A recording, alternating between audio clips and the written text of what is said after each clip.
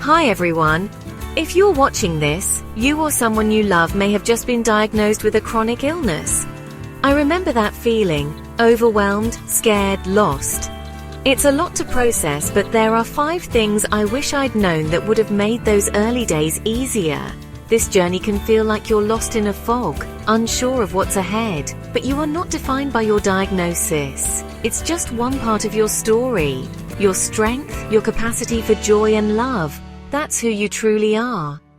Today, I'll share the lessons that help me find peace and empowerment, hoping they light your way too.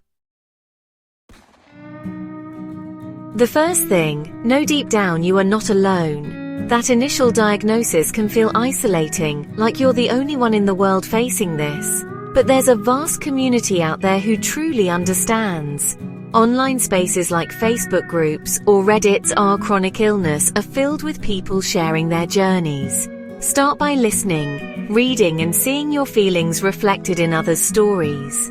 When you're ready, share a little of your own. Connection starts with a single comment.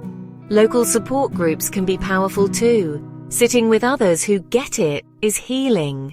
The point is to break the silence and reach out.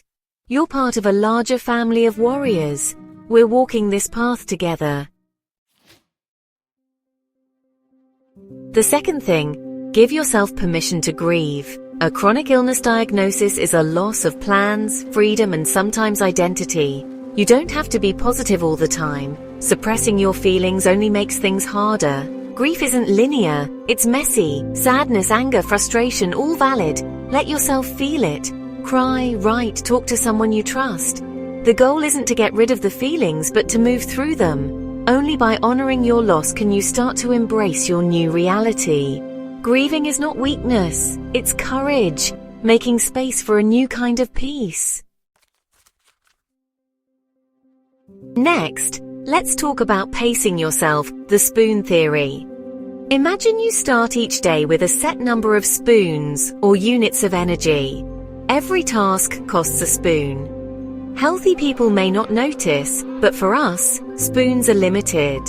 Learning to manage your spoons is empowering. Prioritize what matters most each day. If a doctor's appointment will take a lot out of you, plan to rest before and after.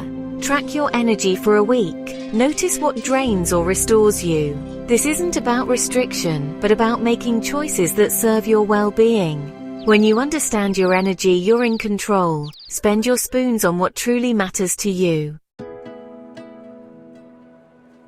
Reclaim your power in the doctor's office. Be an active participant in your care.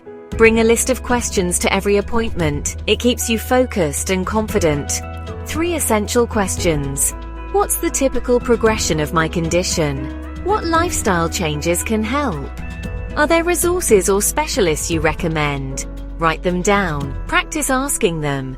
You deserve answers and to be part of the conversation. Preparing questions doesn't make you difficult. It makes you empowered. Take charge of your story. Finally, celebrate the small wins. Chronic illness can make you focus on what you can't do, but every act of self-care counts. Drinking enough water, resting when needed, taking your meds on time, these are victories. Create a nurturing environment for yourself, whatever that means to you. Light a candle, listen to music, sit in the sun, find what brings you comfort.